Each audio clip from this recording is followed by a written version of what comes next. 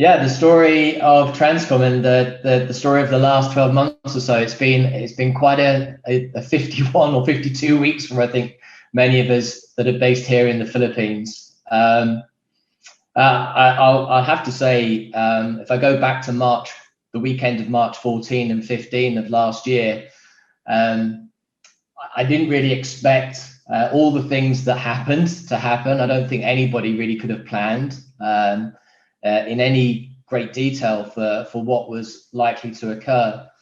But I have to say it's been an experience, particularly here in the Philippines, where I think that organizations like Transcom have been able to contribute positively to supporting our Filipino folks. For us particularly, actually, we were very intentional in our approach to look after people. Indeed, on that Monday, I think it was March 15 or 16, if memory serves me correctly, when Transcom, when we heard in Transcom that Metro Manila was going into a complete lockdown and the transportation system was closing down at midnight, we took the decision to make sure every single one of our folks got home by that time safely. So we actually closed our centres early. Well, we did more than that. We actually made sure that everybody went home with money in their pockets. So we advanced people's salaries, not just for that pay week, but also for the following pay week as well. And we did so knowing or believing that actually it was super important to care for our folks, knowing that the Philippines particularly is a cash-based society, that people would be in a position to be able to support their family members if needed. And I think that was a crucial first step for us as an organization to maintain that connection and that trust with our people. Super important.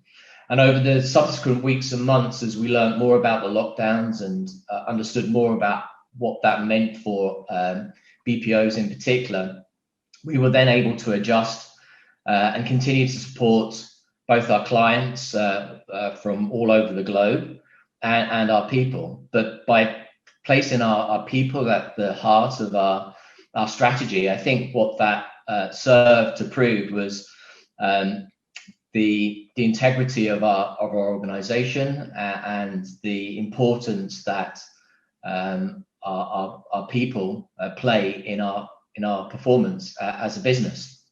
And I think our clients appreciated that, quite honestly. I have to say that what we saw in the first sort of few months, I think was clearly an unclear picture. But as we stepped through it, we started to figure out ways that we could actually start to grow our organization, and indeed we did.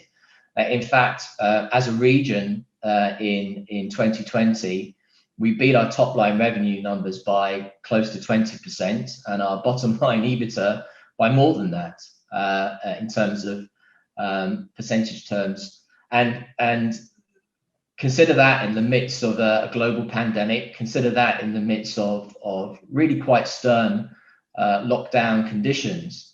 And I think in many ways, that's testament to the Philippines and Filipinos. The malasakit that I think we showed as an organization was returned tenfold by our folks.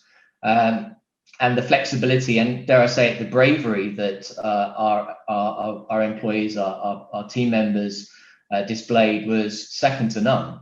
And let's not forget, in 2020, we started the year with Taal volcano exploding. We then went into lockdowns, and then we ended the year with a typhoon in the NCR, which was second only to Ondoy some 12 years ago.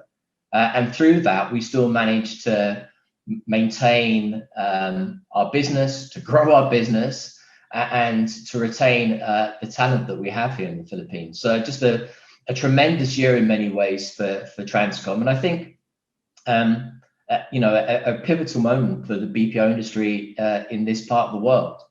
I would say that it clearly wasn't without its challenges, and not everything went our way. There were undoubtedly some bumps in the road, and even more recently we've encountered some. And the critical thing for an organization like ours, and for a leader like me, is our ability to learn and to adapt. That ability, I think, is critical in these times.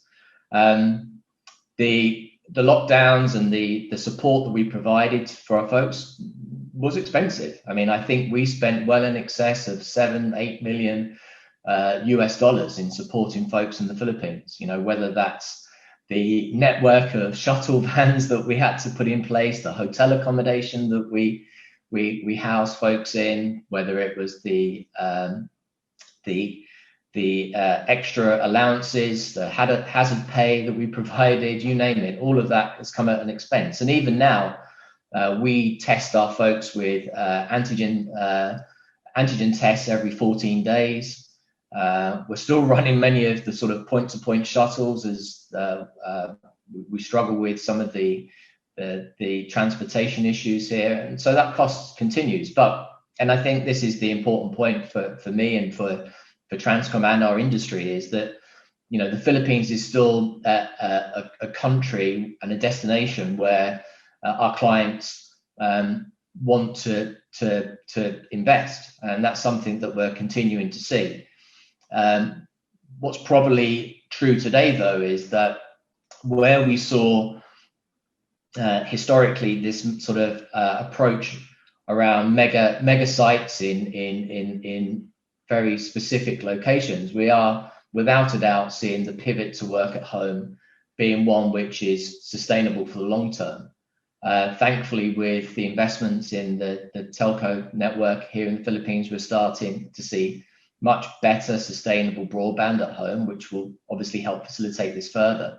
And indeed, one of our current projects at the moment is actually to launch our first hub and spoke model for work at home out of Davao, where we've been operating for some time with a business unit that we acquired in 2018 named Awesome OS. But this will be our first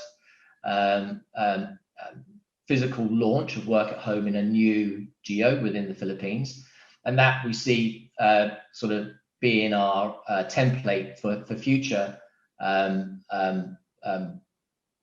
work at home launches. And indeed, we're already looking to target other cities, particularly in Luzon at the moment, where we'll be launching hub and spoke operations quite soon. And I think that's probably the most sort of will be one of the most lasting legacies of the last year or so, in as much as the 7,160 islands or so, if I get that correct, of the Philippines.